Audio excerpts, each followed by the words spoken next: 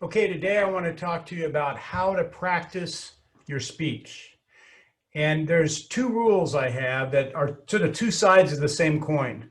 One is you practice your speech like you're going to give it. What I mean by that is you don't practice it in your head, you don't practice it in the shower, you don't practice your speech driving your car because you're not going to give it in your head in the shower or driving your car. You're going to give it in the front of a room or on a stage to a group of people. So that's the environment you need to practice in. The second rule is you will give your speech like you practice it. So if you want to give a great speech, you got to be practicing a great speech. What does it take to be a great tennis player, a great golfer, even a great singer? I have a friend of mine who was singing in a choir that backed up Neil Diamond for a concert. And he said in every rehearsal Neil Diamond did with them, he sang at 100% every time. And he really expected, here's one of the biggest recording artists in history comes out. He really expected Neil Diamond would come out and just sort of go through the motions with him. He said, no, every single time they practiced at 100%. It raised up their level of expectancy and perfection that they were creating. If you look at what does it take to make a great tennis player, you go practice. You don't visualize playing tennis in your head. You go hit the ball. If there's nobody there, you hit the ball against a wall. You practice hitting the ball. I'm not a big golfer, but I play in a few charity tournaments each year, and I have a foursome that I play with. Since I don't play golf on a regular basis, when I have a tournament coming up on like Tuesday night or Thursday night, I'll go out to a driving range and hit a bucket of balls just so that I can sort of warm up and practice. But I don't sit in my living room and visualize hitting a golf ball to make myself a better golfer. So we look at that in speaking. If you want to be a great speaker, you got to speak. If you're going to practice your speech like you're going to give it. And when you get on stage, you will give your speech like you practice it. Now, a couple points that I have. One is practice it out loud and practice it to something. When we're speaking to the audience. We're not just throwing sound vibrations out into the air, hoping someone will hear us. We're speaking to somebody. So as an example, I would go in my backyard and I have some trees and bushes back there, and I would speak to the trees and to the bushes. In different environments, I would go out in a parking lot and I would speak to the cars in the parking lot because I needed to project my voice out into the environment, out into a large environment, because I couldn't get into a size venue like I was going to be speaking in. In other situations, I'd go in a conference room and I'd speak to the different chairs, but I would always talk to something. So you're directing your communication outward. With that, the opposite of that is you practice in your head. There's something I call the eyeball ratio. We're in here looking in our head, we're doing our speech, and we keep going over it. Okay, I've got it. And then we get in front of a room full of people, and there's a lot more eyeballs on that side than there is on this side. And what happens is that speech is sort of has a tendency to disappear because we didn't practice saying it out loud with the inflection that we need to practice with it. I'm not a big fan of practicing in front of a mirror because the mirror has a tendency to put my attention on myself. What I want my attention on the audience. I am a huge fan of videoing my talks and then looking at them in a separate unit of time, not while I'm giving them. So I speak, record myself, and then I sit down and I coach myself. I see if I have some crazy gesture that I keep doing, or if I have some head mobble I'm doing or something like that. If there's something going on that is interfering with it, I can see it on the video. But if you're looking in a mirror, you're trying to speak and evaluate or coach yourself at the same time, and those are two distinct different hats. One of the other things is when you practice it, I normally will pick a number of times to go through a speech. And it depends on the speech I'm giving and how important it is. When I was working for the World Championship, I would normally practice my speech in groups of 10 times. Now, it's a 7-minute speech, so that's at least 70 minutes of practice. And I had a rule is that I would never stop for a mistake. I had to speak straight through my mistakes. Remember, practice your speech rather, like you're going to give it, and you will give your speech like you practice it. The simplicity is if you practice stopping for mistakes, when you're on stage, you're going to have a huge tendency to stop if you make a mistake in your speech. And if you don't stop, you're going to be caught in a moment of going, oh my gosh, I'm on stage, I can't stop. What am I going to do? Because you didn't practice rolling through your mistakes. In my world champion speech, I had 3 specific mistakes. Now, I had a couple little things that people go, oh, I know what that was. No, I had a couple bobbles, or I started a sentence twice. That wasn't the mistake. I had lines I said completely out of sequence. I had gestures that I did too early, and I had to change the gesture because I couldn't repeat that gesture back to back. But nobody ever knew it because I practiced my speech over and over again, rolling right through my mistakes. No matter what happened, I had to roll through it.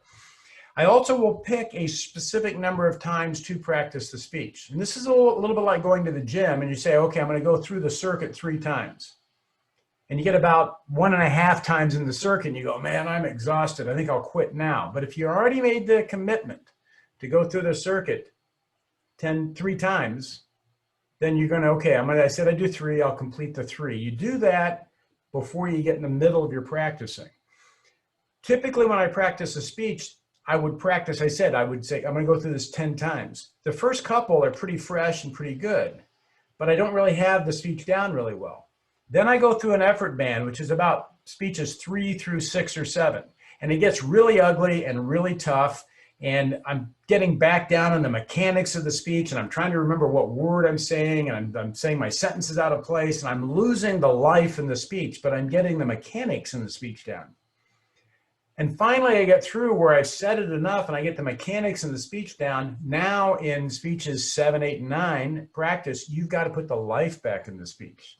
You've got to put your life energy back in the speech. I talk a lot about our life force. This isn't the flesh of living. This is the emotional energy that we have, the spiritual energy that we have, the intention, the enthusiasm that we have for a subject. We have to put that back in the speech once we get the mechanics of the speech laid in. Okay. A couple other points that I have on this, like I would work out the gestures. I would work out where I was going to be on the stage and know what was going on, because what I want is I want my attention out on the audience. I don't want my attention on myself trying to figure it out. I don't want to be wandering around on the stage. When I'm up there, I want all my focus on the audience.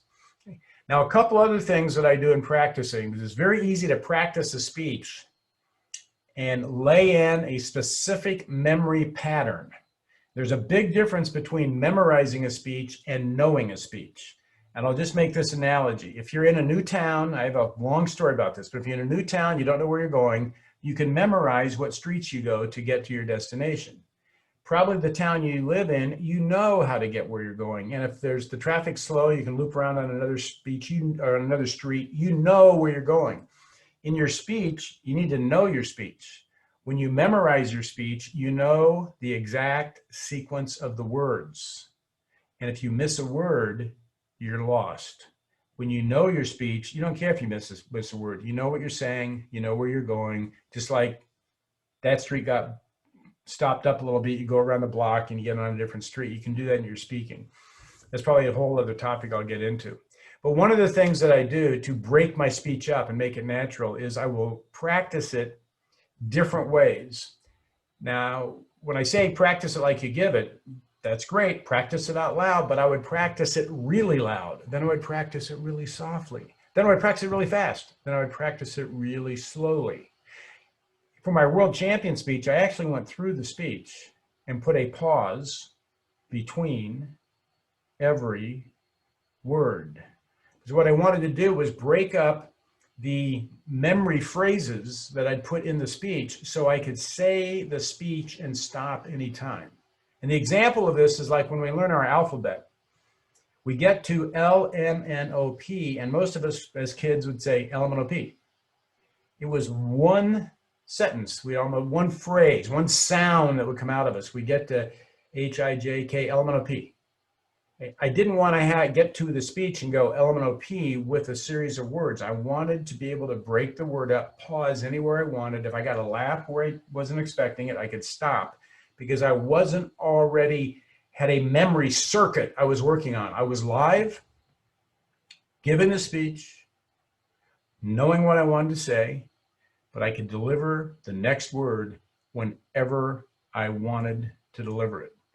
So those are some of the tips that I have on how to practice your speech. And you may have other solutions for you that work for you. One of the other points I'll say, I did practice in front of a lot of live audiences, and especially in the Toastmasters environment, if you're in that, there's a lot of people in Toastmasters that love to coach your speech and love to tell you how to rewrite your speech. And a lot of those people can't speak or lead their way out of a wet paper bag. So you got to be careful who you listen to. So what I did when I went out to the Toastmasters clubs to practice my speech for the World Championship, I never just said, give me feedback on my speech and open it up. I had 3 questions I asked. Sometimes I showed up with a piece of paper with 3 different lines and said, just fill these in for me. The first one was, what did you like and what did you feel worked in the speech? Second one was, what didn't you like or you didn't feel worked? And the third question was, what was my message? All I wanted them to look at was what worked, what didn't work, and what was my message. I knew what I wanted to say.